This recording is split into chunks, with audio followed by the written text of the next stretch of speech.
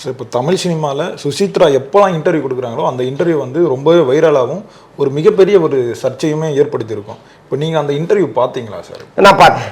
நான் பார்த்துட்டு நிஜமாக அவங்க மேலே ரொம்ப எனக்கு பரிதாபம் வந்துச்சு. அதில் ரொம்ப முக்கியமாக சொல்ல வர்றது என்னென்னா, எனக்கு பெற்றோர் கிடையாது, கணவர் டைவர்ஸு, ஒரே சகோதரி அவங்க இல்லை, என்னோட நண்பர்கள் கிடையாது. ஒரு கட்டத்தில் நான் என்ன பண்ணுவேன்னு தெரியாமல் கோயிலில் உட்காந்து பல நாட்கள் அழுதுருக்கேன் அப்படின்னு அவங்க சொல்கிறாங்க. நீங்கள் அந்த நிலைமையில் யோசிச்சு பாருங்கள் ஒருத்தர். அது எப்பேற்பட்ட மோசமான வாழ்க்கைங்க அது. அப்படி ஒரு நிலைமை அவங்களுக்கு எப்படியோ வந்துருச்சு. அது அவங்களாலேயே வந்ததா அல்லது சூழ்நிலை உருவாக்குச்சா அது தெரியல. பட் அந்த நிலைமையை ஒரு பெண் கடந்து வர்றதுங்கிறது சாதாரண விஷயமே கிடையாது. அவங்க அதை தாண்டி இன்றைக்கி இந்த இடத்துல நிற்கிறாங்க. கொஞ்சம் கட்ஸாக இருக்காங்க அவங்க. அதாவது ரொம்ப தளர்ந்து போய் தற்கொலை பண்ணிக்கிறாங்கிற அளவுக்கு நான் நினைக்கிறேன்லாம் சொல்லாமல் இந்த சமூகத்தை ரொம்ப ஸ்ட்ராங்காக அவங்க பார்க்குறாங்க. பார்த்து அவங்களுடைய தன்னம்பிக்கை மேலோங்கி நிற்கிதாங்க. பல சவால்களை என்னால் எதிர்த்து நிற்க முடியும்லாம் அவங்க பேசுகிறத வச்சு புரிஞ்சுக்க முடியுது. ஸோ அப்படிப்பட்ட ஒரு பெண் இவ்வளோ பெரிய துயரத்தை கடந்து வந்திருக்காங்களேங்கிறது நிஜமாக ரொம்ப கவலையாக இருந்துச்சு. அவங்களுக்கு மேலும் துயரத்தை இவர்கள் கொடுத்தார்களோங்கிற சந்தேகத்தை நமக்கு ஏற்படுத்துது. ஏன்னா இப்போ அவங்க சொல்கிறாங்க, அந்த சுவிட்ச் லீக் சம்பவத்தில் எனக்கு தொடர்பே கிடையாது, என்னுடைய ஐடி நம்பரை வாங்கினாங்க, ஐடியை வாங்கினாங்க, அதுக்கப்புறம் அது நடந்திருக்கு அப்படின்னு சொல்கிறாங்க. அதை நியாயமாக அவங்க அப்போவே சொல்லியிருந்தா சைபர் கிரைம் மூலமாக ஏதோ ஒன்று நடந்திருக்கும், யாரோ ஒருத்தருக்கு தண்டனை கிடச்சிரும்.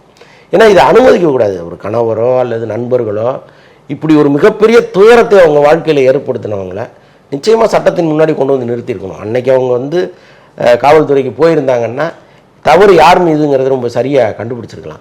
அன்றைக்கி அவங்களுக்கு நிறைய டிப்ரெஷன் இருந்துச்சு, என்னென்னவோ கதை கட்டி விட்டாங்க அவங்கள. அதுக்கப்புறம் அவங்க பாதை மாறி இன்றைக்கி ஏதோ ஒரு மனுஷியாக உட்காந்துருக்காங்க. மெல்ல மெல்ல அவங்க விடுபட்டு, ஏன்னா அசாத்திய திறமை இருக்குது அவங்கள்ட்ட.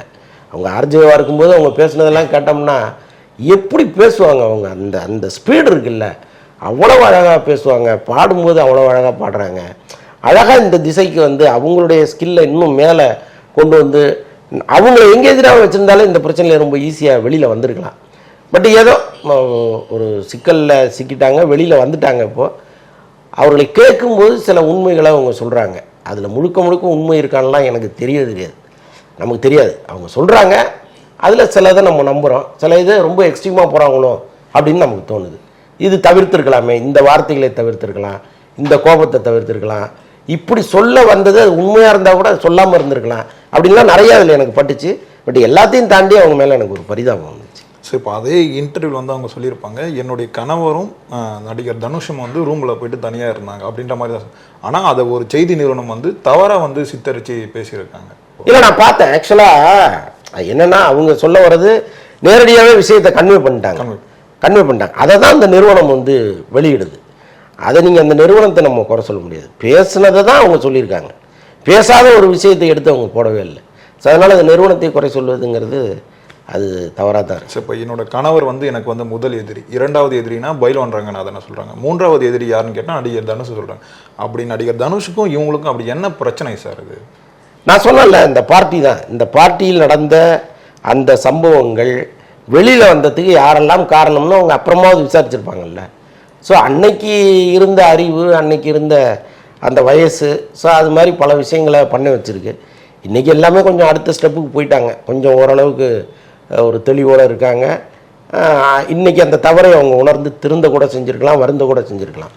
ஆனால் ஒரு காலத்தில் தனுஷ், சிம்பு, இந்த மாதிரி இந்த இளவட்டங்கள் இருக்கு இல்லையா, இவங்க எல்லாமே ஈசிஆர் ரோடில் அடிக்கடி பார்ட்டி நடக்கும். அப்போ கேதர் ஆவாங்க, குடும்பத்தோடு கேதர் ஆவாங்க. அங்கே பல பிரச்சனைகள் நடக்கும், அடிதடியெல்லாம் நடந்துருக்கு. அடிதடியெல்லாம் நடந்து அப்புறம் ஒரு கட்டத்தில் அவங்களா திருந்தி இதை தொடரக்கூடாது நம்ம அப்படின்ட்டு வீட்டுக்கு வீடு பார் வைக்க ஆரம்பிச்சிட்டாங்க. இப்போ இன்றைக்கி பல நடிகர்கள் வீட்டில் மிகப்பெரிய பார் செட்டப் இருக்குது வீட்டிலே. இப்போ அவங்களே என்ன பண்ணுவாங்கன்னா, இங்கேருந்து நம்ம ஈஸியாரெலாம் போக தேவையில்லை, அவங்களுக்கு பிடிச்ச ஒரு 4 பேரை வீட்டில் உட்கார வச்சு அங்கே பாரில் உட்காந்து அரட்டை அடித்து குடிச்சிட்டு கதையை முடிச்சிடுறாங்க. இப்போ வெளியில் போனால் தானே அசிங்கம், அடிதடி தகராறுலாம் வருது அப்படின்ட்டு. இப்போ இந்த ஈசிஆர் மீட்டிங் ஒன்று இருந்தது இல்லையா, அங்கே ஏற்பட்ட கலவரங்களுடைய தொடர்ச்சி தான் இன்றளவும் இருக்குது. இப்போ சுசித்ரா பேசுனதெல்லாம் அந்த சம்பவங்களினுடைய தொடர்ச்சி தான். அதெல்லாம் இன்றைக்கி நடக்காமல் இருந்திருந்தால் இவ்வளோ பெரிய இண்டஸ்ட்ரியில் இவ்வளோ பெரிய அசிங்கத்தை வந்து யாருமே பார்த்துருக்க தேவையில்லை. ஆனால் அன்னைக்கு நடந்ததில் பாதிக்கப்பட்டவங்க அவங்க தானே.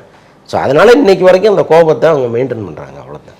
இப்போ இதில் தனுஷ் சார் வந்து ஒரு சைடு அசிங்கப்பட்டாலுமே இதில் ரஜினி சாரோட குடும்பத்தை வந்து அதிகமாக காயப்படுத்தியிருக்காங்க. ஏன்னா ஐஸ்வர்யா ரஜினிகாந்த் பற்றி இதில் வந்து பேசியிருப்பாங்க, அது ரொம்பவே ரஜினி சார் வந்து காயப்படுத்தியிருக்கோம். இப்போ தனுஷை பற்றி பேசுகிறாங்க, தெரிஞ்சதுனால பேசுகிறாங்க. இப்போ ஐஸ்வர்யா ரஜினிகாந்த் பற்றியும் அதில் பேசியிருப்பாங்களே சார். இல்லை, இதெல்லாம் தவிர்த்துருக்கணுங்க அவங்க. ஏன்னா எங்கேயாவது ஐஸ்வர்யா சுசித்ராவை பற்றி பேசியிருக்காங்களான்னா இல்லை.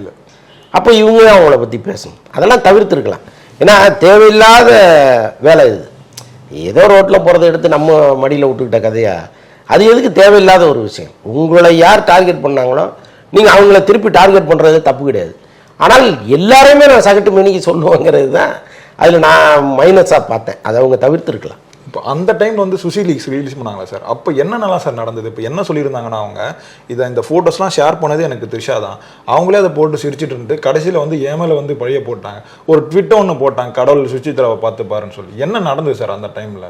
நீங்கள் இந்த சாங் சிம்பு வந்து பீப் சாங் ஒன்று வந்துச்சு இல்லையா, அது எப்படி லீக் ஆச்சு? இப்போ நண்பர்களுக்குள்ள அவங்களா பண்ணிக்கிறது தான். அது வந்து அவங்களுக்குள்ள சர்க்குலேட் ஆகிடுச்சுன்னா பிரச்சனை கிடையாது. அது வெளியில் வரும்போது மிகப்பெரிய பிரச்சனையை உருவாக்குது. திரைத்துறை சார்ந்த நண்பர்கள் அவங்க குழு, நீங்கள் அதுக்குள்ளெல்லாம் போய் பார்த்தீங்கன்னா இந்த அநாகரிகம் நிறைய இருக்கும். இப்போ அவங்களுக்குள்ள தான் இருக்கா, மற்றவர்களுக்கு இல்லையா, மற்ற துறையில் உள்ளவங்களுக்கு இல்லையான்னா நிறையா இருக்குது. இங்கேயே நிறைய அந்த மாதிரி சம்பவங்கள் நடக்குது. ஆனால் சினிமாவும் போது நம்ம அதை பளிச்சுன்னு பார்க்குறோம், அது ஒன்று. இப்போது இந்த அந்த காட்சிகள் எல்லாமே உங்களுக்கு ஞாபகம் இருக்கும். நிறைய காட்சிகள் வந்து வீடியோவாக வெளியில் வந்துச்சு. இது எல்லாமே அந்த பார்ட்டியில் யாரோ ஒருத்தர் நிதானமாக இருந்து போதையில் இருந்தவங்களெல்லாம் எடுத்திருக்காரு. இப்போ அது அவங்களுக்குள்ளே சர்க்குலேட் பண்ணி சிரிச்சுக்கிட்டு காமெடி பண்ணிக்கிட்டு இருந்தால் அது பிரச்சனையே கிடையாது. அது யாரோ ஒருத்தர் பொது வெளியில் போடும்போது தான் அவ்வளோ பிரச்சனையாக மாறுது. அப்போ அவங்க சந்தேகப்படுறாங்க, இந்த நேரம் இதை செஞ்சாங்க, இதெல்லாம் செஞ்சாங்க, இதில் தொடர்பு உள்ளவங்க, பட் இவங்க வந்து எல்லாமே நல்லவங்க மாதிரி வேஷம் போடுறாங்களே அப்படின்னு அவங்க நினைக்கிறாங்க. அதை சொல்கிறாங்க. அதை பெரும்பாலும் சொல்லாத வார்த்தைகளுக்கு தான் மரியாதை அதிகம். அவங்க ஏன் அதெல்லாம் ரொம்ப எல்லாத்தையும் வெளிப்படையாக பேசணும்னு அவசியம் கிடையாது. அது பேசுகிறாங்க, அதில் எத்தனை சதவீதம் உண்மை இருக்குன்னு நமக்கு தெரியும். அவங்க வந்து அதை சொல்லிட்டாங்க சார். சொன்ன ஆப்போசிட்டில் இருக்க அந்த நடிகர்கள் யாரும் வந்து ரியாக்டே பண்ணல, ஒரு கண்டனமோ ஒரு எதிர்ப்போ வந்து தெரிவிக்காமல் அமைதியாக இருக்காங்களே சார். இப்போ அதுலேருந்து நாம் என்ன புரிஞ்சுக்கிறோன்னா, ஒருவேளை நடந்திருக்குமோ, அதனால தான் அவங்கள அமைதியாக இருக்காங்களா அப்படின்னு நமக்கே தோணுது. இல்லை, இதை நீங்கள் திரும்ப அவங்க ஒரு கருத்து ஒரு விளக்கம் கொடுத்தாங்கன்னா மறுபடியும் சுசித்ரா பேசுவாங்க. இப்போ மாறி மாறி பேசும்பொழுது என்ன ஆகும்னா மேலும் அசிங்கமாகும், அதுதான் நடக்கும். ஸோ அதனால் அமைதியாக இருப்பது தான் நல்லதுன்னு அமைதியாக இருக்காங்க, அதுதான் சரியும் கூட. ஆனால் இதில் பாதிக்கப்பட்டவங்க யாருன்னா சுசித்ரா தானா சார்? ஆமாம், அவங்க தானே அவ்வளோ பெரிய டிப்ரெஷனுக்கு போகிறதுக்கு காரணம் என்னென்னா அந்த ஒரு சம்பவம் தானே.